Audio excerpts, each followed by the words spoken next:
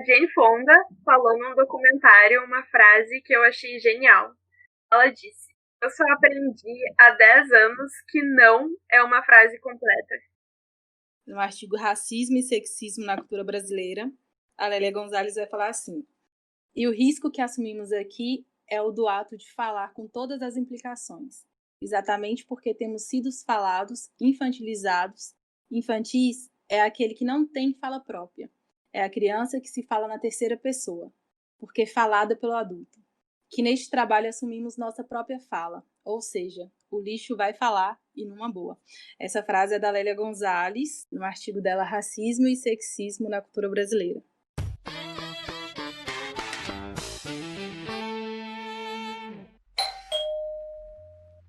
Bom, e são com essas falas que nós vamos começar o episódio de hoje. O tema do episódio de hoje é feminismo, negritude, e nós vamos falar também sobre pressão estética, sobre gordofobia. E para gravar esse episódio, hoje eu, João, estou aqui com o Roger e com duas convidadas super especiais, Andresa e Lívia. Vou pedir um pouco para as meninas se apresentarem então, para quem não conhece, ouvir um pouco delas. Posso começar então? Pode. Eu sou a Lívia, vou falar as duas faculdades que eu faço só pra ajudar um pouquinho na discussão, que eu tô me sentindo, meu Deus, o que eu tô fazendo aqui? Tá. Eu faço psicologia na PUC e ciências sociais na URGS, e acho que é isso. Uhum. Bom, agora acho que é minha vez, né? Isso. Bom, meu nome é Andresa. Primeiro eu gostaria de agradecer o convite para participar, né, do podcast. Eu achei muito bacana, fiquei muito feliz de verdade. Até porque eu acompanho, né, vocês, admiro o trabalho de vocês. Eu sou psicóloga feminista, antirracista e analista do comportamento. As pessoas costumam se assustar, né, quando escuta feminista, mas eu gosto de nomear. Também sou especialista em educação de direitos humanos e diversidades e criadora, junto com a Thaisa, do projeto Cleópatas, um projeto de psicologia a partir de uma perspectiva feminista e antirracista, tanto no social quanto na clínica. Esse projeto tem rede social, alguma coisa pra gente deixar linkado? Tem, @Projeto Cleópatas. Então, todo mundo pode procurar, mas nós vamos deixar linkado na postagem do Instagram e vamos divulgar nos stories também. Isso, segue lá, gente. Bom, acho que, né, a gente falou qual é o tema, mas eu acho que para começar essa discussão, o mais importante é a gente explicar, né, o que é. Então, Você falou, né, as pessoas se assustam quando escutam o termo feminismo, né, mas então o que é o feminismo para quem não conhece, para quem tem uma visão errada às vezes, ou para quem, né, por algum motivo nunca ouviu falar sobre de maneira adequada? Sim, eu acho importante localizar o contato, né, que tem com o feminismo. Desde quando surgiu o convite, eu fiquei pensando, poxa, mas como é que se deu o meu contato com o movimento feminista? Eu acredito que ninguém nasce feminista, né, e levantando as bandeiras do feminismo assim do nada. O meu encontro com o movimento feminista se deu muito dentro da minha própria casa, com a minha mãe, que é a minha maior referência dentro do movimento feminista, que não se diz feminista, isso é muito comum. Assim também como se deu com as minhas tias. E, sobretudo, o feminismo, ele é importante pontuar isso, porque o feminismo ele é para além da academia, né? Daí a gente pode pensar nas mulheres periféricas, as mulheres do campo, as mulheres que estão no rural também. Eu ainda estava dentro da faculdade, que eu lembro que em uma das disciplinas de psicologia social, eu comecei a ver sobre o movimento feminista, mas de forma bem pincelada. E foi bem quando eu tive contatos também aqui em Montes Claros, dependendo da localidade, né, das pessoas, aí fica estranho, né? Mas falar aqui em Montes Claros, com alguns movimentos de mulheres que partilhavam algumas experiências muitas parecidas com a minha, outras nem tão parecidas assim, o que acabou por justificar o porquê que o movimento feminista ele é plural, né? A gente não pode pensar o feminismo como único, né? A Bell Hooks, ela fala que o feminismo ele é um movimento para acabar tanto com o sexismo, a exploração sexista e as opressões. Eu acho muito importante quando ela coloca isso, porque a gente começa a perceber que o movimento feminista não tem nada a ver com ser anti-homens, né? Como é muito comum as pessoas associarem e ficarem até mesmo com medo. Tipo, poxa, não quer dizer que o movimento feminista é contra homens? Não tem nada a ver com isso. A gente fala de opressões. E a tua relação, então, começou em casa com a tua mãe. E na faculdade que tu teve o primeiro contato com esse termo e com esse movimento? Foi bem de forma acadêmica, né? Eu acho que é muito comum as mulheres terem contato com o movimento feminista dentro do ambiente acadêmico. Uhum. Mas a gente pode pensar, quando a gente fala, por exemplo, né, de opressões, essas opressões, elas estão postas na sociedade desde o momento da socialização das crianças mesmo, né? A Chimamanda, ela vem falar que, por exemplo, quando a gente ensina as meninas, né, aí eu coloco todos nós enquanto sociedade nessa fala, quando a gente ensina as meninas a serem retraídas, quando a gente diminui as meninas, dizemos que elas podem ter ambições, mas não tanta, podem ser bem-sucedidas, mas não tanta, porque senão vai ameaçar um homem. Ou então pelo fato, né, essa questão de esperar que nós, mulheres, desejamos o casamento, que por mais que tenhamos escolhas na nossa vida, mas que o casamento fosse a coisa mais importante. Não que o casamento não seja uma fonte de alegria, apoio ou o que for, né? Mas quando a gente ensina isso só para as mulheres, aí no caso, eu acho importante a gente frisar também até a categoria mulher, né? Que não pode ser vista como única, mas a gente tem que pensar na pluralidade também do que significa ser mulher. Mas quando a gente ensina isso só para as mulheres, mas a gente não ensina isso para os garotos ou para os homens, né? Aí a gente começa a perceber essas diferenciações que tem dentro da nossa sociedade mesmo. Isso que você estava comentando, Andresa, tem aquele documentário na Netflix, The Mask You Live In, em inglês. E chega acho que é uma médica, ela fala que a questão de opressão e de machismo vem desde antes da criança nascer, que é a expectativa dos pais, assim. Tipo, a mãe tá grávida, e aí é uma menina, e princesa, e balé, e rosa, e é um homem, é o garotão. Sim. Então é algo que tá, assim, totalmente imposto na nossa sociedade, né? É estrutural, né? Completamente estrutural. E o meu, quando o João me convidou, que eu fiquei muito honrada, aliás, muito obrigada, eu fiquei pensando a mesma coisa que tu, qual foi meu primeiro contato com o feminismo. Daí eu comecei a ter memórias, assim, de como eu era no ensino médio, que eu era super revoltada, mas aí eu comecei a pensar qual era o feminismo que eu tava me conectando, sabe? Porque isso que tu trouxe da Bell Hooks e tal foram autoras e foram teorias que eu peguei agora na academia, na universidade, como tu perguntou. E eu presto atenção que quando eu tava no ensino médio e eu levantava a bandeira feminista, era um feminismo muito, muito branco, muito elitista, muito fechadinho. E aí hoje em dia eu fico pensando, meu Deus, quando eu era pequena também eu me dizia feminista, mas eu dizia que mulheres não poderiam falar o termo mijar e cagar. Então, às vezes eu paro e penso, eu era feminista, ok, eu comecei a criar esses pontos de mulheres são fortes, mas que tipo de feminismo eu tava tomando contato, sabe? Sim, e isso é muito bacana você trazendo, Lívia, porque é justamente isso. Eu costumo dizer que o primeiro contato com o feminismo é o feminismo liberal, que você grita meu corpo, minhas regras, né? E aí depois você começa a questionar que corpo é esse e quem é que pode falar isso, né? Porque a gente vive numa sociedade que tem opressões, a gente pode pensar na opressão de gênero, de raça, de classe, de identidade de gênero, quando a gente pensa as mulheres trans, os homens trans. Então, quando eu não localizo que tipo de mulher que eu tô excluindo mulheres negras, excluindo mulheres indígenas, mulheres trans, o discurso, né? E eu acho que esse é o grande problema que a gente tem de algumas discussões do movimento feminista. É interessante vocês falarem como alguns pontos vocês só foram ter conhecimento na academia, né? E a gente sabe que, infelizmente, acaba que o acesso a esse tipo de conhecimento acaba ficando muito limitado, né? Porque a gente só vai ter essas autoras na academia, né? E uma coisa que eu vejo muito no meu trabalho, eu trabalho numa cidade bem pequena, uma cidade bem carente, é como parece que alguns discursos não chegaram lá. Então você tem, por exemplo, mulheres que vivem relacionamentos super problemáticos e que não têm perspectiva nenhuma de uma vida fora daquilo, né? Assim, que elas se veem muito, muito naquele contexto pro resto da vida e tal, não tem uma visão de emancipação, e claro, em nenhum momento é culpando ela por estar nessa situação, né, até porque é um sistema que coloca ela e faz ela pensar que ela tem que ficar daquele jeito. Mas a minha pergunta para vocês duas é, como que vocês duas, sendo ativistas desse movimento, veem uma possibilidade de, assim, como que faz para levar até lá? Sabe? Como que faz para levar uma mulher que provavelmente nunca vai pisar numa universidade e que provavelmente talvez nem os filhos dela vão, sabe? Então como que a gente leva para ela esse tipo de coisa? Sim.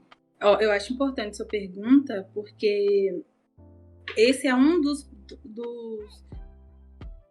embates, sabe, com o movimento feminista, que quando ele é trazido de forma muito academicista. Nas discussões do Cleópatas, a gente, quando eu estou junto com a Thaís, a gente vai discutir sobre alguma relação a respeito do movimento feminista, então a gente pensa em práticas. A gente costuma dizer, não nos importa tanto o discurso teórico academicista, mas sim para quem é que eu vou falar e com quem é que eu vou falar. Da mesma forma, por exemplo, quando a gente faz algum tipo de prática, ou a gente, mesmo sendo uma psicóloga feminista, não me interessa chegar para uma mulher que não tem essas discussões acadêmicas e levar o feminismo de forma teórica, porque o feminismo não é sobre ir lá e converter, né, as mulheres. A gente pode pensar, por exemplo, o movimento feminista, durante muito tempo, ele foi protagonizado por mulheres brancas e de classe média, né? A gente pensa desde o início das reivindicações, né? A gente tem o sufrágio, a busca do direito ao voto, o direito a adentrar ao mercado de trabalho. Então, muita gente só conhece o feminismo por isso, e isso é muito problemático. Não que o que essas mulheres fizeram não foi importante, porque foi e ainda é muito importante. O problema é que cria essa universalidade, essa categoria mulher enquanto universal, esse famoso somos todos iguais, né? E quando eu falo isso, eu estou excluindo até mesmo desse discurso, né? A Lélia Gonzalez, ela vai falar que a linguagem, a depender da forma como você utiliza, ela é opressora, ela só vai servir para manutenção de poder. Então, tudo isso tem que ser revisitado e tem que ser analisado com calma. Né? O problema não é essas nossas diferenças, por exemplo, uma mulher acadêmica ou uma mulher que não está no meio acadêmico, uma mulher branca ou uma mulher negra. O problema é quando a gente não consegue perceber essas diferenças e trata como se fosse todo mundo igual nessa bolha, né? Porque não somos todos mundos iguais, não tem problema nenhum em não sermos iguais. O problema está nessas diferenciações que a sociedade acaba por deixar escancarado. Né? Por exemplo, essas diferenciações no acesso à educação, acesso a direito. Um ponto interessante é que na nossa sociedade, quem está no poder, basicamente, eles ainda tentam, ou na verdade tentam não, eles querem ainda continuar no poder e, a grosso modo, eles deslegitimam todo o discurso, né, da luta feminista em todos os seus aspectos, no sentido da demonização daquilo, né? Então, assim, desde o início de tudo, eu vejo até pelo último podcast, as oligarquias, né, a elite branca, demonizando a própria mulher, colocando ela com a questão da questão de inferioridade, né, nas próprias pesquisas científicas. Então, isso corrobora para continuar o próprio discurso de quem está no poder ali, a elite branca, e continuar nessa relação. Mas, enfim, o que eu quero perguntar para vocês, assim, e tirar minhas dúvidas também, o que seria, né, tem se falado muito, lugar de fala, né, quando se fala nisso. Sim, eu fico pensando que algumas palavras acabam sendo distorcidas, até mesmo esvaziadas, e a gente não pode pensar que isso é por acaso, né? Eu penso em um impacto muito grande em cima disso, até mesmo, por exemplo, quando a gente discute questões étnico-raciais, né, um pacto da branquitude em cima disso. E o lugar de fala não é que não possa falar, né? Não é a proibição do falar, mas é a partir de onde é que você fala, localizar a partir de onde é que você está falando, né? Porque a gente não pode pensar a fala só em ato de emitir palavras, né? A fala é poder, é existir, né? E quais são os sujeitos que podem existir, né? Quando eu falo, por exemplo, sobre as questões étnico-raciais, alguma mulher branca for falar sobre isso, não quer dizer que ela não possa falar. A partir de onde é que ela está falando, né? Localizar isso. Essa experiência enquanto mulher branca, a sua fala é enquanto mulher branca. Né? Do mesmo jeito que não quer dizer que o homem não possa fazer discussões de gênero. Né? Pode. Mas a partir do seu local enquanto homem, hétero, cis, normativo. Então não é proibir de falar. Né? E algumas pessoas usam o sentido da palavra, do lugar de fala, de forma muito equivocada. Acham que poxa, você vai poder falar só se você é feminista, negra, então só você pode falar do movimento negro. E não quer dizer isso. É só para a gente ter ciência de onde é que está partindo esse discurso. É um ponto interessante que tu coloca, né, de saber de onde que se fala. E aí, assim, né, o que eu conheço, assim, sobre o movimento feminista, assim, de todas as influências que eu tenho sobre de mulheres ativistas nesse movimento, é de que, né, existem essas intersecções de entender de que a experiência de cada mulher vai ser de um jeito, então que existe, não sei se eu vou estar me expressando bem, não é como se existisse um feminismo para cada uma, mas que o feminismo vai entender que cada uma vai ser de um jeito. E aí eu queria que cada uma falasse um pouco sobre, não só, né, como vocês falaram de como vocês conheceram esse tema, mas qual é a experiência de vocês com esse sistema, com o feminismo, ou com, então, né, com o machismo, então, da onde que vocês falam, e qual a experiência que vocês têm com isso, né, acho que seria interessante se vocês quiserem falar um pouco sobre isso. Eu acho importante a gente pontuar que o feminismo ele não é sobre gênero, né? Não dá para eu achar que todas as mulheres vivenciam as experiências iguais, porque a gente não parte de locais iguais, né? Então daí a gente já começa a ver por que essa necessidade dessas vertentes, dessa ampliação das discussões, né? E quando a gente fala de partir de locais diferentes, a gente pode pensar que, por exemplo, mulheres há muito tempo já vêm falando sobre isso. Um exemplo disso é a Sojourner Truth, que é uma mulher negra, abolicionista e defensora dos direitos das mulheres. Ela fez um discurso em 1851, na Convenção do Direito das Mulheres, onde ela questiona a categoria mulher só relacionando a gênero, né? Ela fala o seguinte: aqueles homens ali dizem que é preciso ajudar as mulheres a subir numa carruagem, que é preciso carregar elas quando atravessam um lamaçal e que elas devem ocupar sempre os melhores lugares. Nunca ninguém me ajudou a subir uma carruagem, a passar por cima da lama ou a me ceder o melhor lugar. E eu não sou mulher? Olhem para mim, para os meus braços, eu capinei, eu plantei, juntei palha nos celeiros e homem nenhum conseguiu me superar e eu não sou uma mulher? Então, tipo, quando a Truth vai falando sobre isso, ela mostra o que ocorreu durante muito tempo dentro das discussões feministas, que foi a exclusão das mulheres negras e não brancas das pautas feministas. A Angela Davis, ela vem falando de mulheres, raças e classe, ela vem falando que as mulheres negras elas eram desprovidas de gênero. No caso das mulheres negras escravizadas, elas eram, antes de tudo, trabalhadoras em tempo integral e apenas ocasionalmente esposa, mãe e dona de casa. A gente pensa, por exemplo, esposa, mãe e dona de casa, porque quando a gente lembra daquelas frasezinhas do bela, recatada e do lar, né? Então, que mulheres que estavam falando nesse momento? E aqui a gente pode pensar no Brasil, na Sueli Carneiro, quando ela vai falando sobre a necessidade de enegrecer o feminismo, que foi uma das referências que eu mandei para vocês, foi, por exemplo, esse mito da fragilidade feminina que acabou por justificar historicamente essa questão da proteção paternal dos homens sobre as mulheres.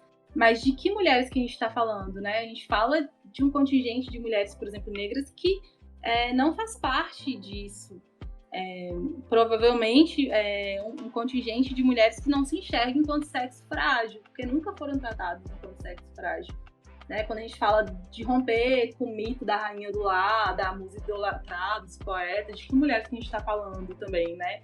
Quando a gente fala de garantir as mesmas oportunidades para homens e mulheres no mercado de trabalho, a gente está falando de que mulheres também, porque a gente pensa que o estereótipo de boa aparência, que é o que é exigido nos anúncios de emprego, ainda é o estereótipo da mulher branca, né? Então, quando a gente pensa nessas questões, a gente consegue entender que a gente não consegue falar de feminismo utilizando mulher enquanto categoria única, né? As mulheres têm as suas especificidades, né? E as mulheres negras, que é de onde eu falo, eu acho bem importante pontuar que a minha fala ela é dentro do feminismo negro, que é onde eu me identifico, e que isso não quer dizer que exemplifica o quanto não quer dizer que o movimento feminista ele é único, assim como as mulheres negras não vão pensar igual, os homens não vão pensar igual, os homens negros não vão pensar igual, e por isso essa necessidade dessa pluralidade. Não sei se deu pra responder. Não, deu pra... Deu, ficou muito bacana. Maravilhosa essa resposta. Olha quem fala. A minha experiência com o feminismo é claro que é bem diferente, né? E até eu tava lembrando agora, enquanto você tava falando, Andresa, de quando a Bell Hooks falou que o feminismo da Simone de Beauvoir e, enfim, o feminismo do início do século XX era para as mulheres brancas irem trabalhar enquanto elas deixavam as mulheres negras cuidando da casa e dos filhos delas. Sim. Então, essa frase me pegou muito e o que tu falou contemplou muito. E a minha experiência foi sempre muito privilegiada, mas eu sempre tive o corpo muito diferente do corpo das minhas amigas. Eu sempre fui a gorda. E chegou agora, assim, quando o debate da gordofobia foi crescendo, enfim, pra me dar conta, eu não sou a gorda, sabe? Tipo, meu corpo, apesar de ser diferente e de, enfim, eu ter muita barriga e de eu ter pernas muito grandes e eu não sofro aquela opressão social sobre esse assunto. Eu consigo sentar no ônibus, eu consigo sentar no centro do avião, eu consigo passar pela catraca,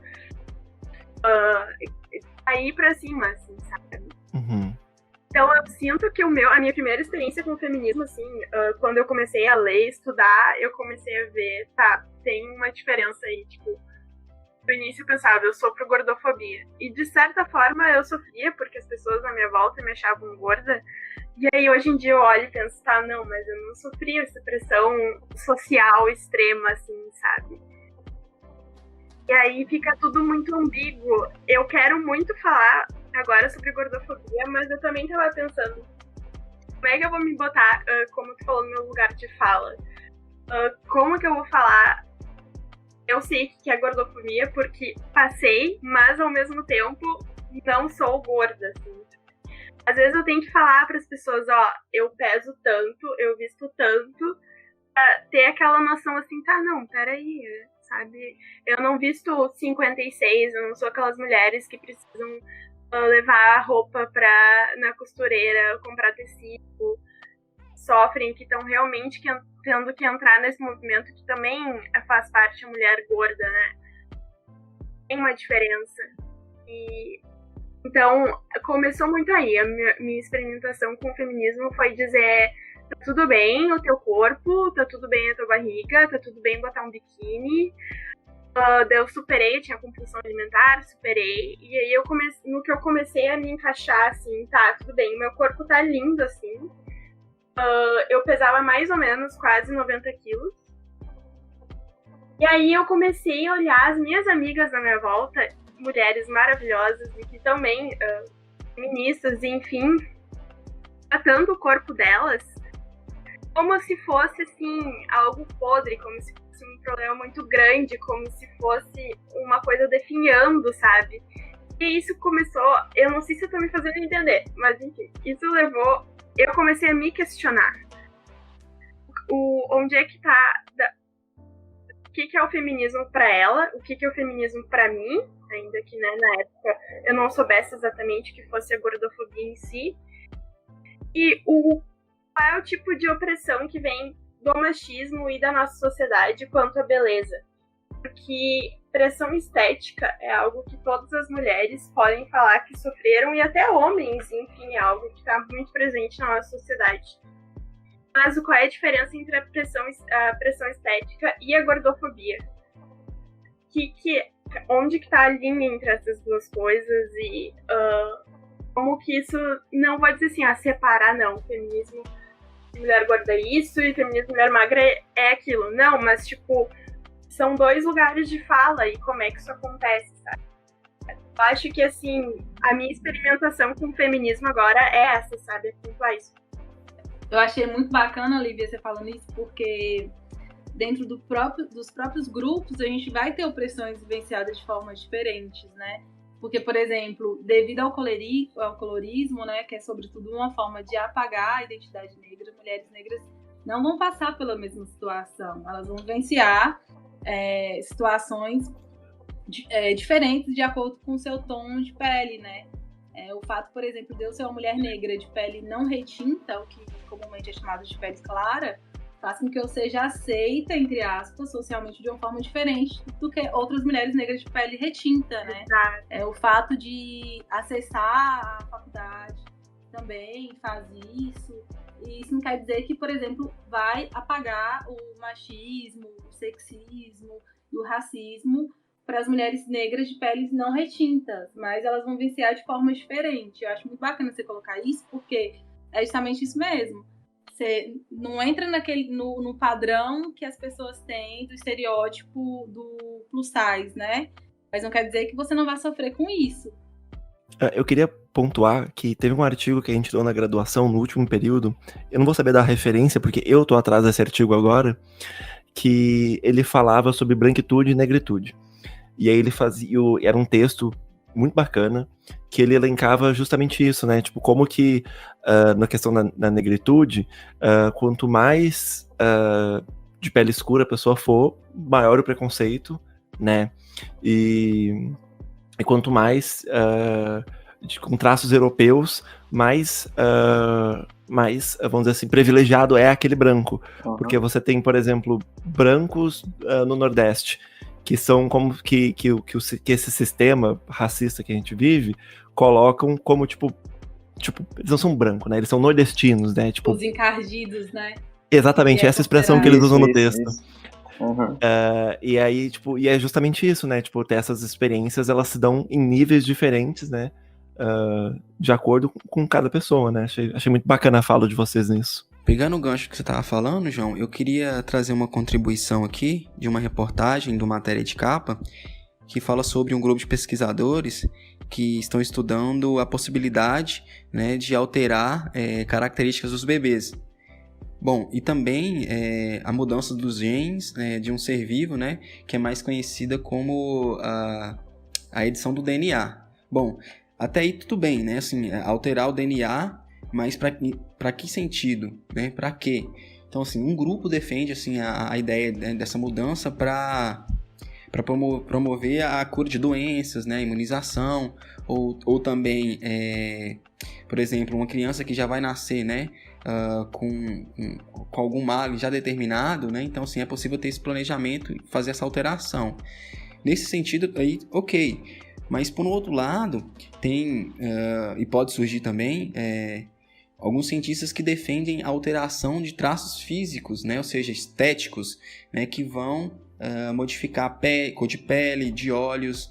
Então, assim, há de se pensar também, que se preocupa, né, porque pode aí pegar em questões, em discussões um pouco mais acirradas. Então, assim, e isso pode legitimar ainda um discurso, né, muito mais racista ainda da ciência, né, que já é muito racista e legitimou muito na história tudo isso. Então, assim, há de pensar criticamente a isso. Então, assim, a quem que isso está servindo, né? Então, assim, a que lógica é essa? E isso é muito absurdo se a gente for parar para pensar que existiram essas teorias racialistas, né? E, por exemplo, a psicologia durante um bom tempo ficou ainda... Tem uma parte que eu não perdoo da psicologia, porque é como se tivesse, né, sustentado isso, né? E quando você vê que, por exemplo, isso acontecendo agora, né, gente, depois de tempos depois de ter sido desmascarado, e isso é bem absurdo. Essa crença na existência de uma raça biológica, né, única, essa pureza. E vocês, meninos, vocês já viram pessoal que defende, tipo, o racismo reverso, pura? Nossa. Que tentam legitimar isso, sabe? Que loucura. Isso que o Roger falou sobre, né, como os cientistas, né, podem estar colaborando por isso, né, a gente às vezes fica muito sob o controle de que o machistão, o racistão vão ser sempre pessoas ignorantes, vamos dizer assim. Mas não, sabe, você tem tipo uma elite que fortalece esse pensamento, e eu queria trazer para discussão, assim, como que essas agências de poder, elas colaboram para isso ou, tipo, fingem que não, né? Porque, por exemplo, você tem o YouTube. O YouTube é uma das maiores redes sociais do mundo, né? O poder e o dinheiro que a rede social gera não é novidade para ninguém. E eles têm, por exemplo, e eles se posicionam como uma empresa que luta a favor de causas raciais, que luta contra machismo, que luta a favor dos direitos LGBTQ+. Mas, ao mesmo tempo, você tem muitas pessoas lá dentro que ganham dinheiro, e que ganham muito dinheiro, sendo preconceituosas, sabe?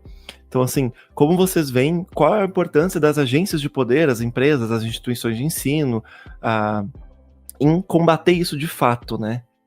Assim, qual a importância desses aliados na luta? Eu ia entrar nesse ponto agora, porque estavam falando de que bom, então. Teoria e pesquisa. Também a gente tem que pensar quem que tá fazendo a ciência hoje em dia, porque na academia e mestrado e bolsas existe uma pessoa que tá lá investindo um dinheiro, existe uma pessoa que autoriza, ok, tu vai ganhar uma bolsa de mestrado. Universidades, e isso é algo que eu vejo muito no estadunidense, assim, essa coisa de vir uma empresa e investir em tal pessoa que tá entrando em tal tese para aquilo vir lucro no futuro. Então a elite está influenciando também na ciência, na pesquisa que a gente está recebendo todos os dias. Sim, e eu acho que a gente também não pode levar para caráter no sentido de a pessoa é racista ou ela é homofóbica, nossa, é ruim, né? A gente tem que pensar que tem pactos por detrás disso, né? Quando a gente pensa em questões raciais, né? Não escolher estudar a história do colonizado através da fala do colonizado e sim do colonizador, tem um pacto da branquitude em cima disso, né? Que a gente pensa, poxa, chega dia 20 de novembro, o pessoal ama a Princesa Isabel, quando na verdade a gente tem uma história muito bonita por detrás disso, né? A gente mostra um racismo acadêmico desde os primeiros anos, quando a gente estuda a população preta só pelo lado do sofrimento, como se não tivesse mais uma outra coisa que pudesse ser contada, ou então uma outra história que pudesse ser contada. Quando a gente estuda também sobre o olhar de quem foi resgatado, né? Você olha e fala, poxa, como assim? Não fizeram nada? A população preta não fez nada? Mas a gente vê que ganham em cima disso, né? Quando a gente pensa nessas agências, tem ganhos secundários em cima disso. A gente não pode pensar que é algo, é ruim não estudar. Não, tem algo por detrás disso. É manutenção de poder, né? A serviço de quem? Né? A gente pensa, por exemplo, as teorias ou então o conhecimento científico que é extremamente valorizado. Quem é que está por detrás disso? Quem é que escreve no sentido assim, dentro da própria psicologia, né? Quantos autores a gente estuda que são autores negros ou autoras negras? Nenhum, a gente só estuda a partir de um olhar branco, de homens brancos. Sim. Esse foi até um ponto que a gente abordou no último podcast com o Júnior, de exatamente isso, né? Tipo, a importância de ter aquela pessoa que tem o conhecimento daquela causa, assim, né? Tipo, por isso que é tão importante você ter mulheres, trazer mulheres para discutir esse assunto, porque senão vai ficar... porque por mais que seja interessante a gente procurar entender o máximo possível do sentimento e da experiência de vocês, tem algo ali que só quem experiencia aquilo pode dizer, né? Então, se a gente não tiver a participação, o protagonismo dessas pessoas nas agências de poder, nas produções científicas, nas empresas, nas instituições, a gente vai estar sempre vivendo, né, nesse modelo que a gente tem hoje. Sim. Eu queria colocar aqui também uma questão muito, muito importante, é a perseguição das religiões de matriz africana, né? Como que isso é muito comum aqui no Brasil. E pela gente ser um país que é predominantemente cristão, né, e a gente vê assim, toda a branquitude, né, e a meu ver, né, falando por Roger, né, a construção dessa religião de um Deus, né, branco, né, enfim, não vou entrar mais em detalhes, mas a gente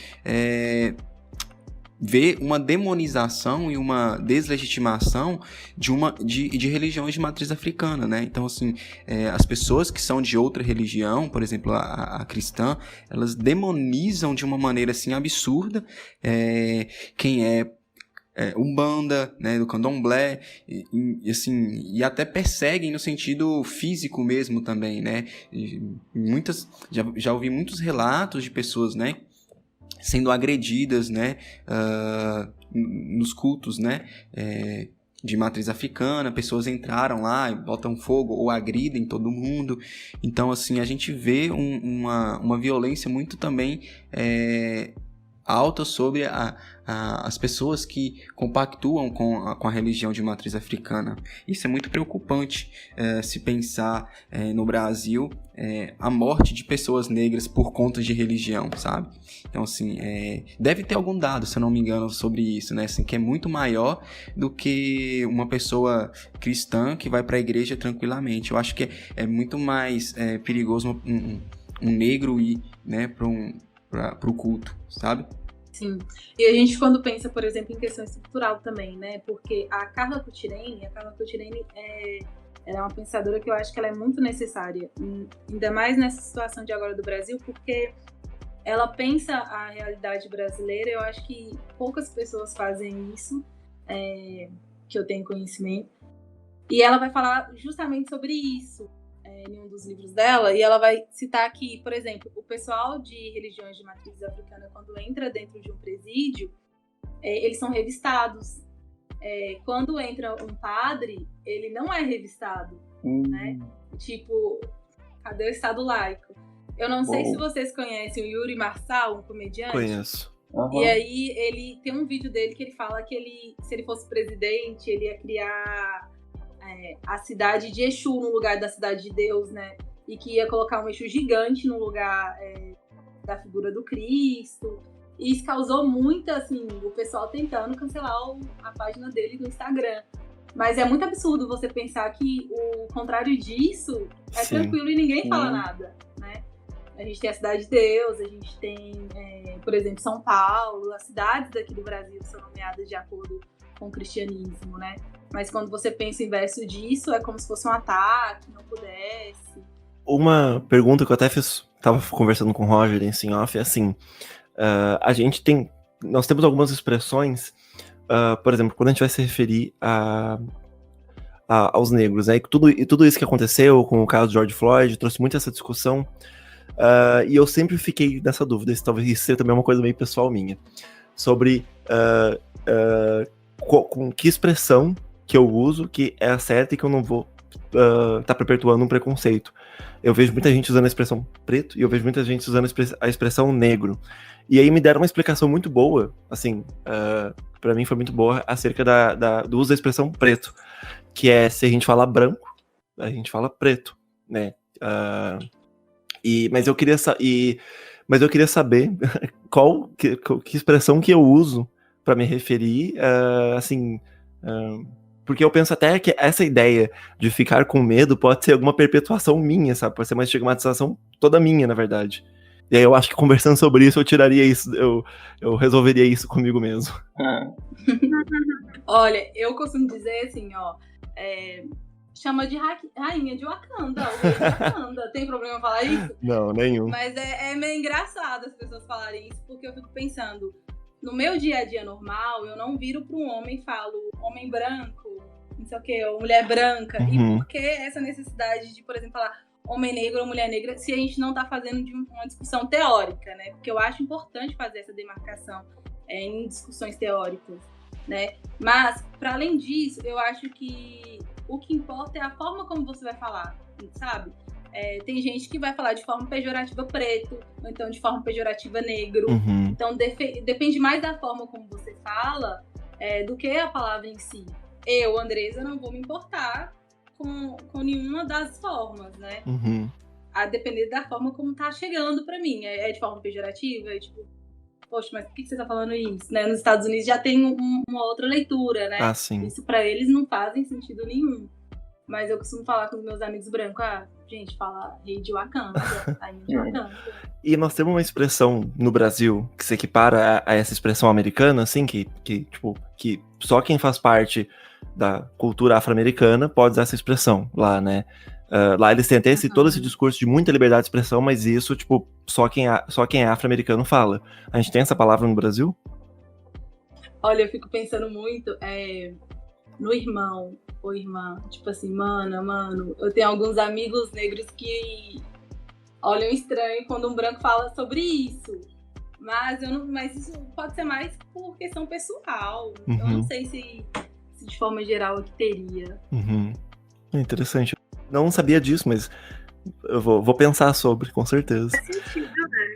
Total. Eu acho que, assim, sobre isso, o mais importante a gente colocar, né, nessas discussões raciais, que o racismo, ele não é a problemática de pessoas negras, né? Ele foi criado por brancos, então pessoas brancas que resolvam isso, né? Uhum. Porque as pessoas geralmente pensam assim, por que pretos vão explicar sobre isso? Aí tá vendo, eu fico trocando preto, tá? Da mesma forma que as pessoas não se racializam enquanto branco. Acho que branco não é raça, né? Por isso que eu falo, poxa, gente, não adianta nada se considerar antirracista se você não tá estudando branquitude. Você tem que estudar o seu lugar enquanto branco, né? Branco também é raça. Assim como questões raciais, a gente não tá falando só da população preta, a gente tá falando de questões indígenas também, que são muito apagadas e nem são tocadas, né? Então, acho que, antes de tudo, antes de se considerarem antirracista, ou então de ir lá e ler Malcolm X, que é maravilhoso, estuda a branquitude, né? Começa pelos seus, educando os seus. Acho que ajuda muito nessas discussões raciais. Com certeza. Uma outra expressão também que pra mim sempre acabou por uma... a gente sabe que isso é tudo muito estrutural, né? Mas que acabava tendo uma expressão pejorativa era a mesma palavra gordo e gorda, assim. Do tipo... Eu via muito isso acontecer e eu já reproduzi muito isso. Do tipo, das pessoas próximas a mim, eu não dizia que a pessoa estava gorda, sabe? Tipo assim, como se isso fosse algo pejorativo, né? Então, eu acho que vem muito dessa intenção que a gente dá mesmo, né?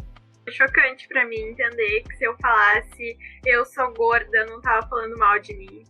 Uhum. Até hoje, quando eu escuto alguém falando mulher, assim, é gorda, o gordo, ainda me dói, assim. Sim. Como assim? Isso a pessoa tá falando mal? Não tá, ela tá só trazendo uma característica, sabe? Sim, sim. E também qual é acho que nem a Andresa falou, né? Tipo, por que também vai dar essa característica? Qual é o contexto que você precisa falar que a pessoa tem essa característica, sabe? Sim. Uma coisa que eu vi nas redes sociais esses dias, e eu vi uma certa problematização em cima, e aí eu pensei, tipo, eu vou pensar antes de ter uma opinião, que era acerca de várias mulheres estavam postando o antes e depois de procedimentos estéticos pra reduzir barriga, pra levantar o peito, né? E aí, deixar primeiramente bem claro que a minha posição nunca vai ser julgar o que elas fizeram, até porque é entender que existe uma sociedade que faz que a gente se sinta mal com o nosso próprio corpo.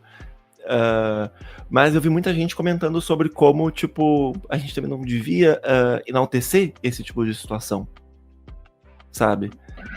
Eu queria saber o que vocês pensam. Olha, eu acho que o capitalismo, ele arruma tantas coisas da gente se sentir mal. Esses dias eu vi uma publicação para tirar pelos dos cílios, assim, que estavam em excesso. Eu fiquei assim, gente, onde o povo arruma defeito, né? Eles criam um defeito e quer te vender aquilo, né?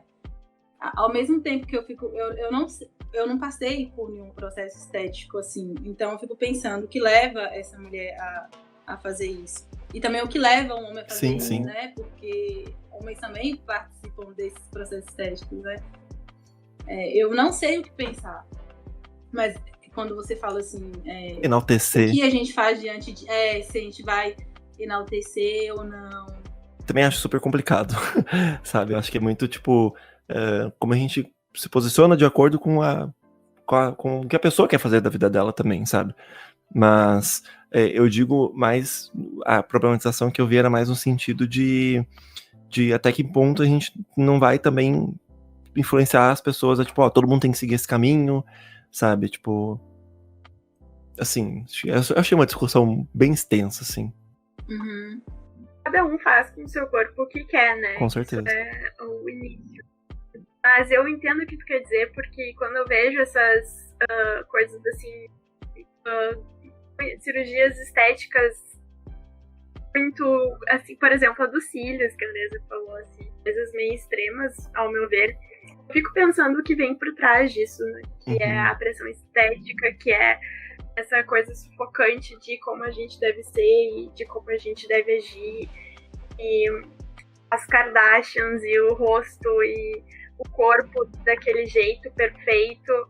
Então eu vejo isso assim, muitas amigas minhas que têm o sonho de botar silicone, e eu penso, cara, faz o que tu quer com a tua vida e maravilhoso, é o teu sonho, mas também tem o lado de ela não tá entrando em paz, em contato com o corpo dela, né? Ela tá naquele constante movimento de isso aqui precisa mudar, isso aqui precisa melhorar. Sim. É bem como tu falou, bem complicado conversar, porque de forma alguma eu quero oprimir ou alguém que escute isso achar, nossa, eu sou menos alguma coisa porque eu quero fazer um silicone, eu quero fazer uma lipo, enfim, quero mudar algo no meu corpo. Não é isso, mas é também pensar em primeiro se amar teu corpo, e aí depois de tu te amar muito, tu quer fazer algo que te vá fazer amar mais, aí acho que é bem interessante. Sim. Sim. Eu acho que é importante a gente localizar também o que é desejo seu, né? Ou o que é que vem do outro, né? Gente, o Brasil é líder em cirurgias íntimas, né? E eu fico olhando assim, quem é que falou, por exemplo, para a grande massa das mulheres que a vulva é feia, porque o Brasil é líder nisso. E eu fico olhando assim, o que leva a pessoa a fazer uma cirurgia íntima, mas a gente também não questiona que, de forma bem assim, de forma bem grotesca, questionam, por exemplo, vai lá questionar a pepeca, mas ninguém fica falando de pau. Aí fica assim, oi. É verdade. Né? Ninguém faz esses questionamentos. As mulheres vão lá e sempre fazem, mas a gente sabe que as mulheres sofrem muito mais com pressões estéticas do que os homens, porque a gente é ensinado a competir entre a gente, né? Sim. A gente é ensinado a competir entre a gente, geralmente, por um homem. Falando aqui do meu lugar enquanto mulher hétero, né? Cis. Mas é muito importante a gente tentar localizar de onde é que tá vindo isso, né? Se isso é uma vontade sua ou se isso é uma imposição do outro. Eu acho que é muito por essa via mesmo. Cirurgia plástica... A cirurgia plástica íntima, pra mim, vem de um ponto também da questão da pornografia pedófila.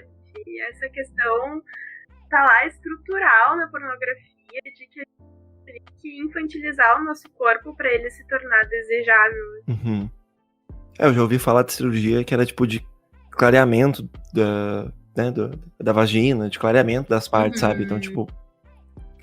Sabe, eu acho que é bom a gente, tipo, quando tem esse tipo de coisa acontecendo, tipo, beleza, mas vamos dar um passo pra trás, vamos ver por que a gente tá querendo fazer isso, sabe? Eu fico pensando, porque isso que você tá trazendo, tem a questão da bioplastia no glúteo, né? E tem uma página no Instagram, que teve um tempo que ela foi derrubada, um monte de mulheres, esteticamente você olha o corpo que é considerado padrão e que fez esse procedimento da bioplastia, e que perderam o glúteo, tipo, e alguns chegaram a morrer também. Eu fico olhando assim, gente, é muito absurdo o sofrimento que passa esse sujeito em cima disso, né? Vocês já assistiram uma série chamada Crashing? É uma série que é na Netflix. Pra quem não viu, já fica a sugestão. Não, nunca assisti. Também não, João. É sobre o quê? Tem uma... Você já viu, Lívia? A gente teve aquela discussão sobre... Ah, sim. Mas, então, Lívia vai saber do que eu tô falando. Tem uma cena muito boa em Crashing que ela me fez, tipo aquela cena mexeu comigo, assim, tipo, e eu passei até a olhar pra mim mesmo de uma maneira diferente, que tem uma personagem que ela é muito travada, ela é muito metódica, e tem uma que é super solta, mais tranquila e tal, e aí elas estão numa tarde interagindo, né, dentro do ambiente que é mais confortável pra personagem mais relaxada. E aí ela é super segura, e a personagem mais metódica pergunta, como é que ela consegue ser tão segura? E ela falou, tipo, eles querem que a gente odeie o nosso próprio corpo. É assim que eles nos controlam, sabe? E... Massa. E essa frase, assim, nossa, mexeu muito comigo de rever esse tipo de conceito, sabe? Do tipo, as mudanças que eu achava que seriam, por exemplo, necessárias em mim, do tipo... e aí foi aí que eu fiz esse questionamento, tipo, mas atende a quem essa mudança, sabe? Mas, né, de novo, assim, deixando bem claro que acho que nunca é a intenção de nenhum de nós 5 aqui, de nós 4, desculpa. Não é a intenção de nenhum de nós 4, é porque eu olhei aqui no Discord, tem o bot, aí eu contei 5. De nós 4 de maneira nenhuma diminuir o sentimento ou a vontade de uma pessoa de passar por isso, sabe? Tipo, porque cada um faz o que quer e toma as próprias decisões, e a gente também não duvida que alguém possa se amar e querer se amar mais, né? Que a Lívia falou. Sim, e quando a gente pensa, por exemplo, até esse processo de se amar, às vezes ele é muito difícil, né? Com certeza. As mulheres negras, por exemplo, são ensinadas a não gostarem de si desde quando nasce, a terem posição do cabelo, tom de pele, essa questão de base, né? Você não encontrar tons de base da sua cor. E eu fico pensando muito o que aconteceu. Em 2000 e... Não lembro se foi em 2009, foi em 2010. Não lembro muito bem o ano. Não, foi em 2009 não, gente. Foi em 2016, se não me engano. A Beyoncé, ela lançou Formation, que vai falando sobre isso, essa valorização dela enquanto mulher negra, não retinta, dos seus antepassados. E aí teve a premiação do Super Bowl, e ela foi ela fez o símbolo do Malcolm X junto com as outras dançarinas, e o pessoal começou a falar, poxa, como assim, a Beyoncé é negra? Porque descobriram que a Beyoncé era negra ali, e quando ela fala sobre valorização, o quanto que você tem que se amar, dessa questão, eu não gosto de falar enquanto empoderamento, porque as pessoas tá no processo de esvaziamento dessa palavra.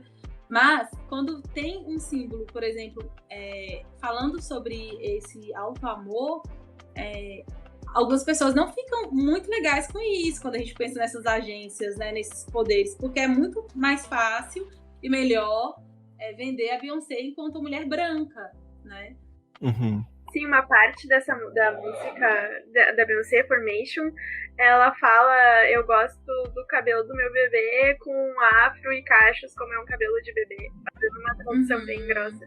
Porque a internet fez um abaixo-assinado de dizer pra Beyoncé arrumarem o cabelo da Blue, porque ela, que é a filha, porque ela estava com o cabelo solto e num cacheado, crespo, normal, sem, sei lá, alisar. Houve um abaixo-assinado pra mudar isso, sabe? Como que a mulher negra não... E de uma criança. Sim. Criança. É muito absurdo. Você comentou uma questão da palavra empoderamento, do esvaziamento dessa palavra. Fiquei curioso. Eu já ouvi um pouco dessa discussão, mas eu queria trazer essa discussão pra cá. Pois é. O que acontece? Não só a questão do empoderamento, algumas palavras que o movimento feminista vem trazendo, o capitalismo tenta corromper, né? É igual algumas pessoas acharem que ser feminista é ter blusinha feminista. E olha, sou feminista, né? Não tem problema você ter blusa feminista, né? Até tenho algumas aí de um tempo atrás, até. Mas o que... A Joyce Best, pra quem não sabe, é uma escritora. Ela vem falando sobre o problema desse empoderamento. Porque muitas pessoas, por exemplo, confundem o empoderamento enquanto nudez, né?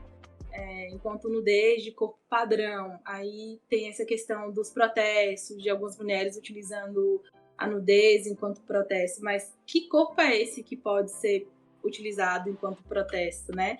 Aí a Joyce Best vem falando que, nesse sentido, por exemplo, do corpo, empoderamento seria você ter consciência profunda de que seu corpo ele é objetificado e controlado. Inclusive para poder excluir, né, de forma simbólica e física, outros corpos que são preteridos, né? Então, empoderamento não tem nada a ver com nudez, assim como não tem nada a ver com você ter muito dinheiro e falar, poxa, eu tô empoderada, né? Tá muito mais associado a lidar contra essas opressões, né? Porque o empoderamento não tá ligado de uma pessoa para outra, no sentido de eu sou empoderada, vou te empoderar enquanto mulher, né? Mas está ligado em questão coletiva, né? Aí, quando eu falo desse esvaziamento, é porque o pessoal acha lá que usar um batom é ser empoderada e fica vendendo. Usa esse batom para ser uma mulher empoderada, faz não sei o que para ser uma mulher empoderada, e não tem nada a ver com isso. Interessante.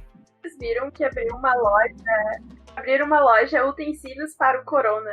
Aí tem máscaras e álcool gel e enfim. Nossa. A loja é para isso. É um absurdo. O capitalismo é um câncer. Ele vai atrás de tudo. Então, criaram uma marca, né, chamado Vírus, diante do que aconteceu com o Covid. Eu fico olhando, cara, eu não sei nem o que pensar. O bom senso passou muito longe. A gente não sabe nem por onde começar a explicar, né? E pegando essa palavra explicação, eu queria fazer uma outra pergunta. Que assim, eu acho que parte do processo, que você falou, né? De como que é importante a gente ter essa discussão, não só entre as mulheres, mas também, né, trazer os homens para essa discussão como apoiadores do movimento. E eu acho que parte disso é saber reconhecer, né, que a gente está sempre passivo a falar besteira e fazer besteira, não no sentido de que tudo bem se a gente fizer, mas no sentido de que a gente tem que estar sempre levantando esse questionamento, essa problematização, porque a gente, né, foi criado desse jeito. E algo que eu percebo muito é tipo assim, essa capacidade das pessoas se questionarem quanto a eu estou passivo. Por exemplo, eu, como homem branco, cis, hétero, tô passivo a ser tipo machista, homofóbico e racista, uma vez que eu fui educado a ser desse jeito, né? A gente tem um sistema que faz isso. Mas como que é pra vocês estar nessa posição de vocês e, às vezes, por exemplo, ter que ficar explicando ou ter que ficar ensinando sobre isso pra gente de fora do movimento, assim? Você quer falar, Lívia? Olha, eu vou... Quinta-feira, eu tava numa conversa e aí veio uma pessoa, não foi de fora da quarentena, gente, estou respeitando a quarentena.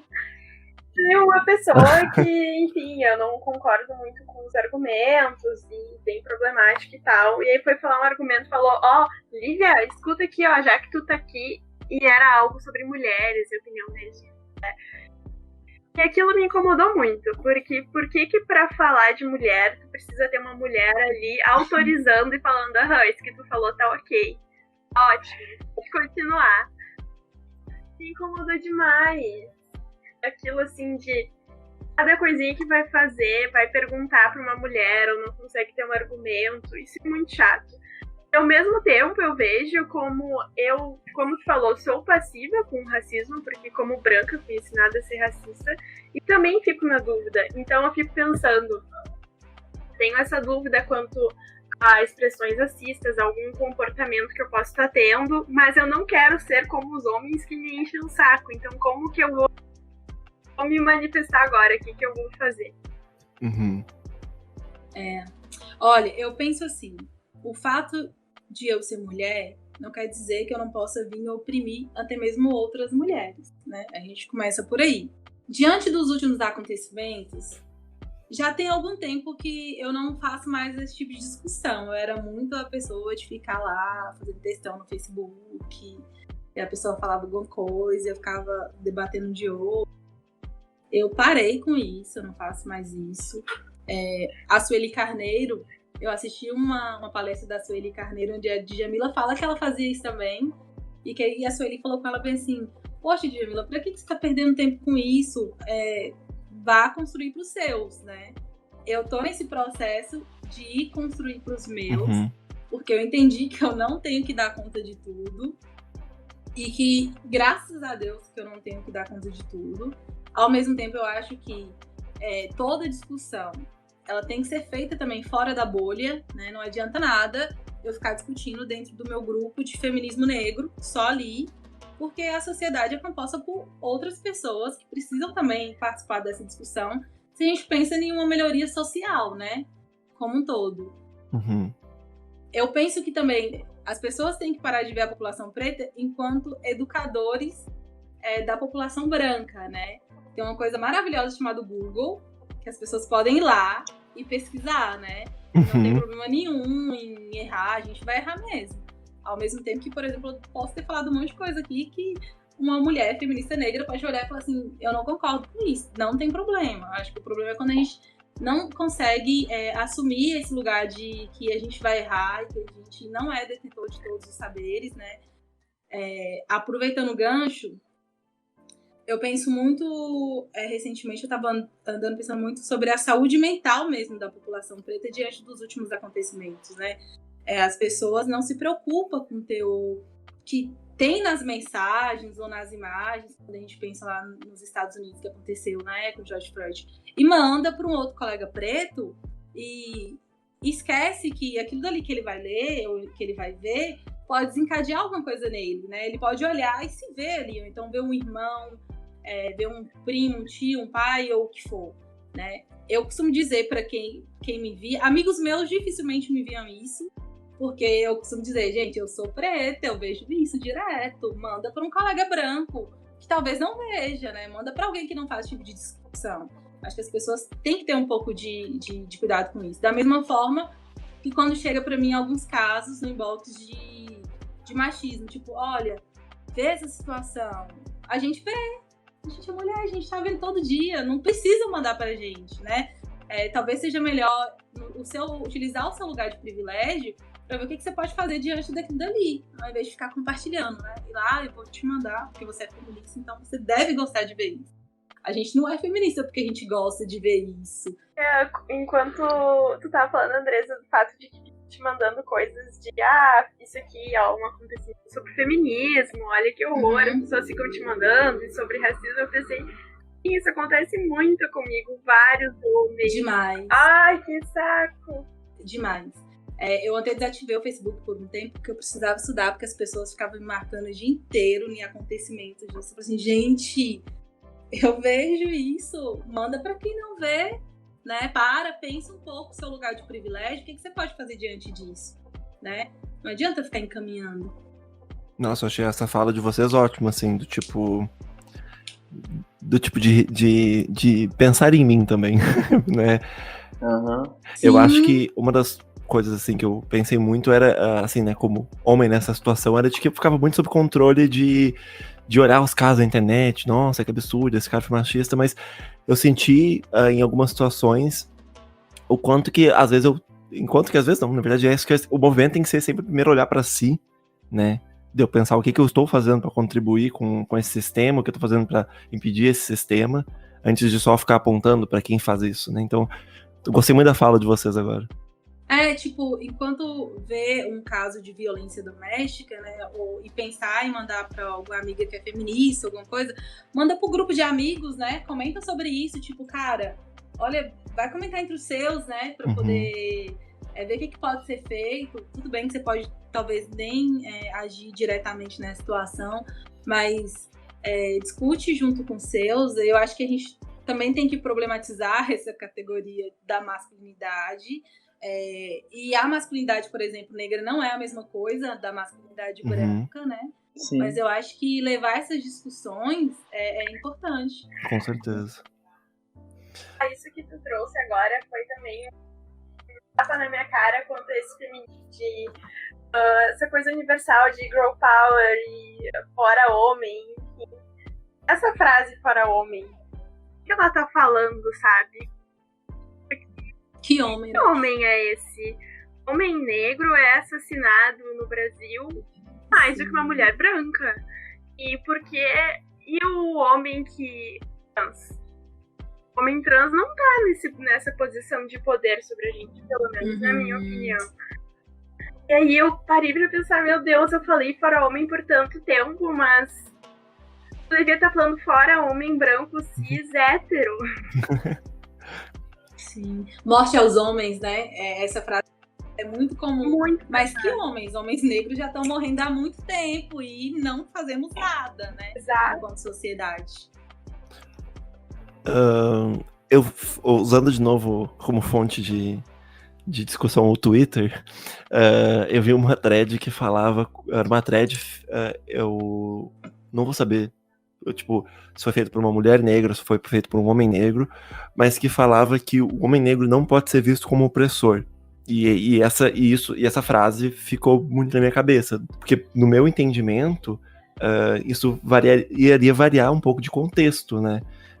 Mas eu queria saber se o homem negro não seria um opressor nesse sistema que vocês falaram de que o homem negro está morrendo, isso, nossa, com certeza, mas nessa questão de que o homem negro não poderia ser opressor quanto ao machismo, eu fiquei com isso na cabeça.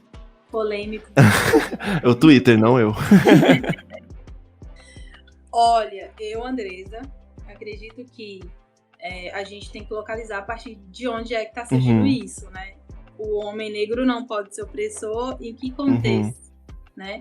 Porque quando a gente pega a escala, né? Se é que existe uma escala de opressões, mas a gente pensa o homem branco, a mulher branca que está acima do homem negro, aí depois tem o homem negro, a mulher negra, a população trans está ali também, né? Ou indígena. Na verdade, nem é muito comentada, né? Para não falar que não tá, porque a gente quase não vê essas discussões. Mas ele não pode oprimir quem, né? Eu acho que é importante a gente fazer esse tipo de questionamento. O topo da opressão, a gente encontra um homem branco, cis, heteronormativo. Com certeza. Mas essa realmente é um conceito, assim, acho que é bem polêmico mesmo, assim, né? Porque daí a gente tá tipo, pode estar de alguma maneira generalizando para todas as categorias, em todos os contextos. Mas ao mesmo tempo também não me vi nunca em posição de questionar, no sentido de falar não é, né? Porque aí me falta a vivência de um homem negro, né? Que eu não sou, pra também afirmar isso. Eu fiquei curiosa pra ver o restante da trend. Nossa, eu vou ver se eu acho e te mando. Eu posso até linkar quem sabe eu linko ou não no episódio. Mas se eu te achar, eu te mando. Sim. Uma questão que me veio aqui foi aquele acontecimento da morte do João Pedro, né? Mas o ponto central aqui que eu quero colocar é como que é maléfico o papel da mídia e das fake news, né? Em que sentido? Não sei se vocês chegaram a ver, mas teve uma fake news sobre o João Pedro que colocou ele com um fuzil. E isso foi passado para milhões de pessoas, sabe? E algumas pessoas começaram a acreditar que ele tinha envolvimento com o tráfico, sabe? E isso começou a legitimar um discurso de que bem feito, né? Ele ter morrido, uma criança, né? Ter envolvido com o tráfico. Então, assim, começou a perder a credibilidade, né, a morte do João Pedro, e começou a ser meio que silenciada, né? Então, assim, a gente vê um papel das mídias, né, que corroboram para isso também, não somente, mas as fake news também corroboram para isso. Isso é muito preocupante, sabe? A gente pode pensar que o corpo negro ele é um corpo descartável, socialmente descartável, né? Por isso que eu acho muito problemático a gente fazer discussão, tanto na psicologia quanto no feminismo, que a gente não fala de questões étnico-raciais, que a gente não fala de classe e não fala de gênero, né? Não tem como a gente pensar o feminismo sem falar no genocídio da população negra, sem falar em necropolítica, o quanto isso impacta na vida de mulheres de forma estrutural, né? Seja nessa dificuldade de, sei lá, denunciar o companheiro preto porque sabe que vai sofrer violência policial, né? Seja no fato de como é que vai ter assistência do Estado diante dessas situações. Teve uma palestra que eu vi de uma psicóloga que ela fala assim, fazer BO, dar BO para quem, né? Ou seja, quais sujeitos ficam presos em uma sociedade racista, machista e capitalista, né?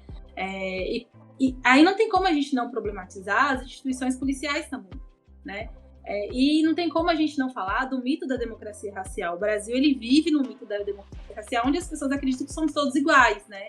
Mas o corpo negro, ele é descartado, já dizia Elza Soares cantando maravilhosamente bem.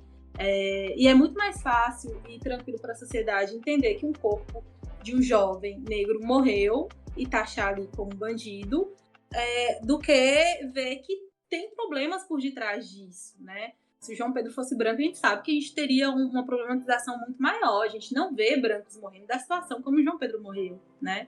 A gente não vê corpos brancos sendo descartados socialmente, assim. A gente não vê, né? A gente não vê a polícia errando com branco. Claro. Né? Então a gente tem que começar a pensar sobre essas questões, né? E a gente pensa também, até mesmo como a mídia funciona. A serviço de quem, né? Nessas situações. É uma mídia racista, a serviço de quem? Tem uma fala do Chris Rock num stand-up dele, e eu não sei se é só antigo ou novo, mas com tudo isso que tem acontecido, né, com todas essas questões que estão sendo levantadas, né, por conta do que aconteceu nos Estados Unidos e o impacto mundial que teve isso, pegaram, eu não sei quanto tempo tem que o Chris Rock falou isso, mas ele comentou um pouco sobre que se fala, né, que quando um policial mata um negro, fala, não, é um ou outro que é ruim, não sei o quê, mas, tipo, tem profissões que você não pode ter um profissional ruim, assim. Tipo, você não vai ter uma... E ele fala, né, você não vai ter uma empresa de avião, American Airlines, falando, tipo, 99% dos nossos pilotos sabem pilotar. Sim, né, tipo, é absurdo. Um outro ponto que eu tinha pensado pra essa discussão, e acabou que eu só lembrei de falar agora, é o impacto das redes sociais nesses movimentos. Uhum. Porque você tem um crescimento hoje de discussões acadêmicas sobre isso, porque a gente começa a ter mais protagonistas, mesmo que num número pequeno, de minorias sociais. Mas como que é o impacto das redes sociais para disseminar esses movimentos, né? Tipo, imagino que falando para muitas sentido mulheres... positivo, né, João? Não, com certeza, né? Que para muitas mulheres, às vezes, o primeiro contato com o feminismo pode ter sido uma página de Facebook de uma pessoa negra, pode ter sido uma página, alguma coisa assim, né? E como que às vezes a gente pode ter muito... Não sei, né? Vocês podem me corrigir, mas como que às vezes a gente pode ter mais conteúdo assim em rede social, em gente fazendo vídeo no YouTube para falar sobre isso, do que, às vezes, um artigo acadêmico, ou então artigos que você vai ler durante a graduação, sabe? Sim, eu acho que as redes sociais, eles são muito importantes para difundir mesmo. Por outro lado, eu fico pensando, por exemplo, nessas questões que teve os últimos acontecimentos, né? Tanto dos Estados Unidos quanto Sim. aqui. Aí o pessoal começa a falar, poxa, mas o brasileiro espera acontecer lá fora para poder copiar e acontecer aqui. São situações totalmente diferentes, né? O que eu acho que é bem absurdo falar uma coisa dessa, porque a gente tem falando há muito tempo, né? A gente costuma falar do movimento negro. A gente está falando há muito tempo, vocês não estão ouvindo, Sim. né? Vocês começam a prestar atenção porque viu lá fora, mas aqui já está tendo discussão há muito tempo, né? Quando a gente pensa, por exemplo, saúde mental da população preta, a gente já está tentando há muito tempo, mas não é discutido aqui no Brasil, né? É pouco discutido aqui no Brasil, é negligenciado, né? Então, tipo, a população branca espera acontecer lá fora para poder ver e olhar para aqui para dentro. Tipo, então vamos ter que fazer alguma coisa, somos todos antirracistas. Nossa, violência policial acontece. Não foi esse mês que começou essa questão de morte da população preta, né? Já acontece há muito tempo. A própria polícia foi criada meio que para isso, se a gente for pensar o contexto, né? Essa polícia de forma militar. Por isso a importância de lutar contra uma polícia militar, né? Militarizada, né? Daqui a pouco as pessoas pensam, poxa, então tá, não tem nada a ver com isso. Mas eu acho, sim, que as redes sociais também é muito importante para a gente pensar em acolhimento, né? Principalmente agora falando, né, das mulheres, da população preta, porque não adianta a gente só escancarar o sofrimento e não fazer nada diante disso, né? Não adianta só a gente escancarar a dor quando vê um preto morto, mas a gente, por exemplo, não consumir a arte, né? Não consumir a arte, não ler o povo preto. Então não adianta só utilizar enquanto dor. E eu acho que as redes sociais são importantes nesse momento para essa difusão. É mais ou menos o que eu imaginava já. Uma coisa que, desde o início da conversa, eu tava pensando, acho que o importante do conteúdo é ele ser didático, né? As pessoas compreenderem. E a diferença de um artigo acadêmico para um vídeo do YouTube é essa, né? Que a pessoa no vídeo do YouTube vai estar explicando numa linguagem que todo mundo entende, ou a maioria das pessoas entendem. O artigo acadêmico tem essa coisa elitizada e as palavras mais rebuscadas, vamos dizer assim. Isso faz muita diferença no acesso. Nossa, Como é importante, o Cliver falou sobre o conteúdo didático, mas como é importante a gente dar a oportunidade das pessoas também poderem consumir os conteúdos mais técnicos. com certeza, o acesso a essa questão acadêmica, ele é muito isolado, assim. Bom, eu que venho de toda uma trajetória muito privilegiada, entender o que era um Cielo quando eu estava lá no segundo semestre da faculdade. Pela internet, pelo Google, é um meio, uma plataforma que tu consegue acessar conteúdos infinitos, assim. A gente realmente não tem noção e não tem ideia. E eu sou muito da opinião também em que no artigo acadêmico tem que ser didático. Então, tu tá tornando ele mais acessível. Porque tem que... Essa é uma crítica muito grande minha ao Bourdieu, que é um autor sociólogo, enfim. A escrita dele é muito difícil de compreender. E eu acho que assim tu tá só afastando. É um objetivo muito grande meu, assim, se eu continuar nessa área da pesquisa, eu acho que sim, é escrever para todo mundo entender. Que legal. Sim, isso é muito bacana. Porque não adianta nada, por exemplo, ir lá e estudar as mulheres do campo. Mas quando eu for transcrever para minha pesquisa, eu falar de uma linguagem, de uma forma que elas não vão compreender, né?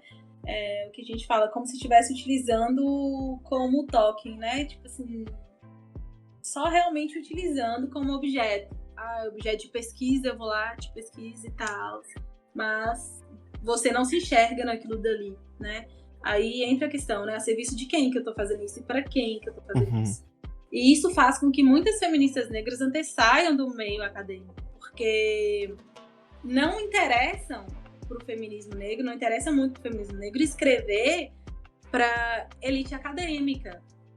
A gente quer conversar com os nossos, a gente quer transmitir o conhecimento entre os nossos. Então não adianta nada eu ficar lá utilizando uma linguagem, por exemplo, Foucaultiana, para o pessoal que tá aí, vou fazer o que com isso? Né? Então acho que é importante a gente fazer esse tipo de análise assim. Da mesma forma que, por exemplo, dentro da psicologia, né? É muito interessante falar lá, todas as subjetividades, vamos analisar todas as subjetividades, mas quando você pega ali o seu referencial teórico, você fala assim, tá, mas quais? Porque aqui eu não estou estudando, por exemplo, a população negra, a saúde mental da população negra, a gente sabe que tem diferenças, a gente sabe que, por exemplo, a população negra, ela vive num eterno alarme, que pode acontecer alguma coisa a qualquer momento, ainda mais quando a gente fala em violência policial, em contextos de grandes violências. Então, a serviço de quem que a gente está ainda na psicologia, por exemplo, também, sabe? Para quem que você está lá construindo teoria, sendo que boa parte da população brasileira não vai se ver ali e não vai ser contemplada na sua fala ali, na sua pesquisa ali, né? Acho que é importante a gente pontuar essas questões.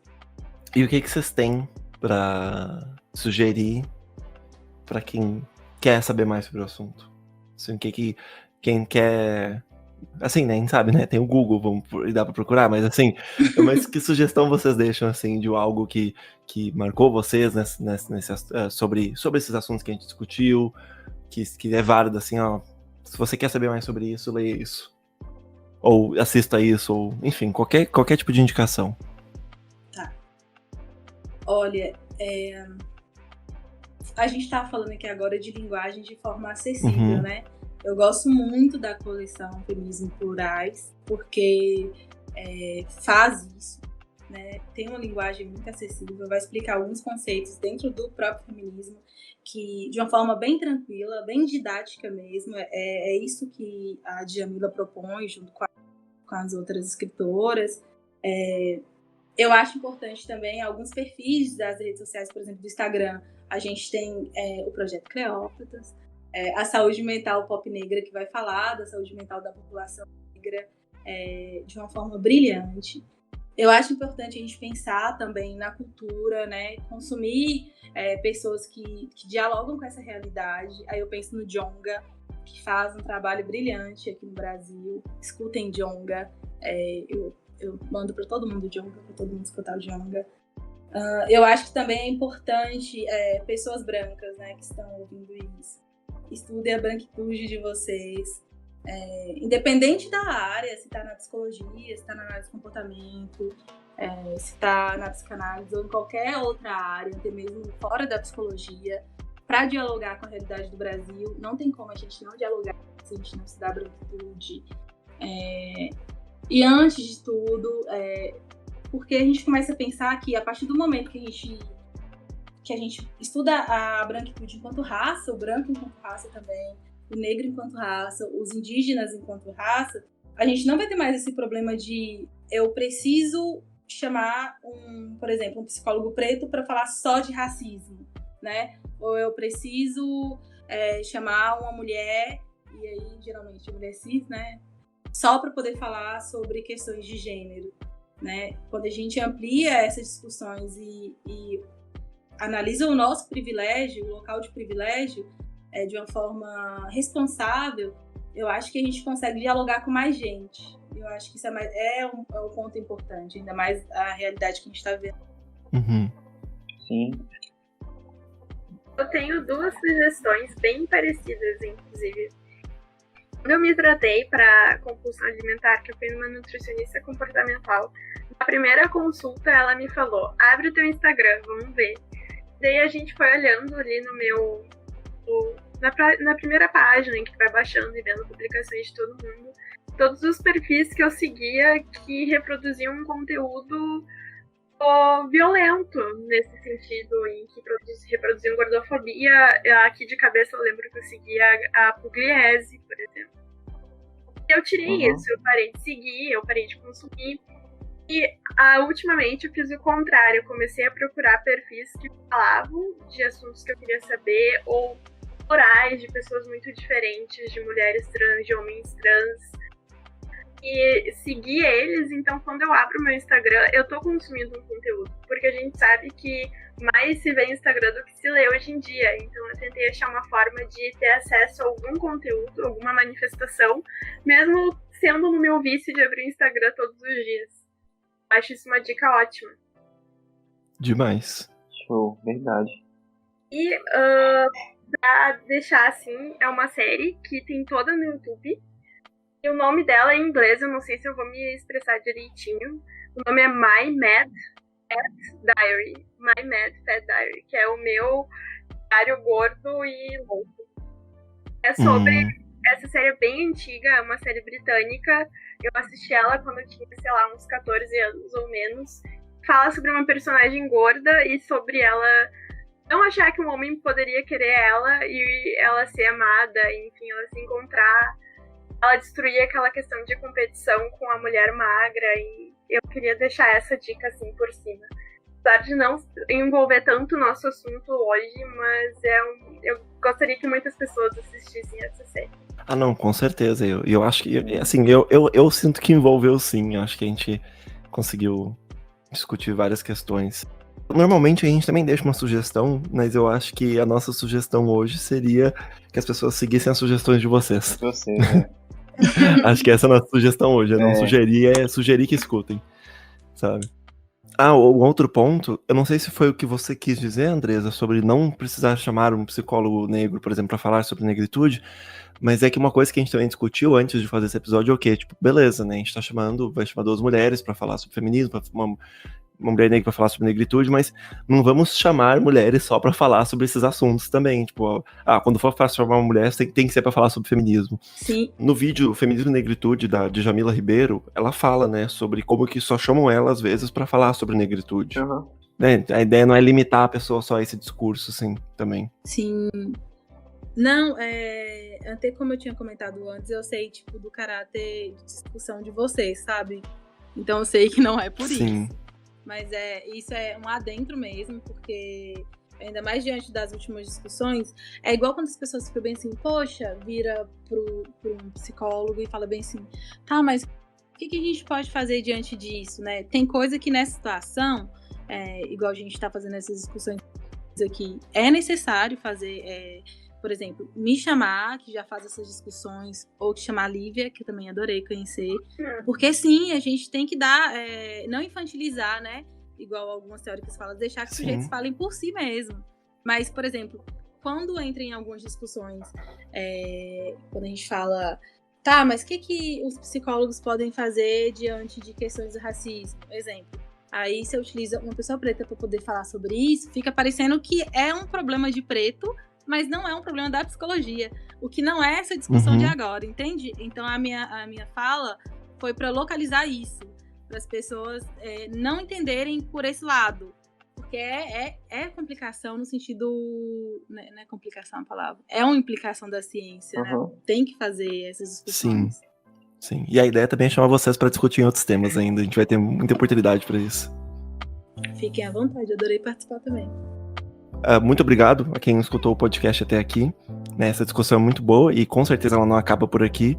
É muito importante que a gente compartilhe para chegar em mais gente, né? E que nem as meninas falaram, né? Você não precisa ficar compartilhando só com quem já faz parte, mas sim com outras pessoas e levar essa discussão para outras bolhas, outros grupos. E de novo, agradecer às meninas por terem participado com a gente. E é isso, muito obrigado.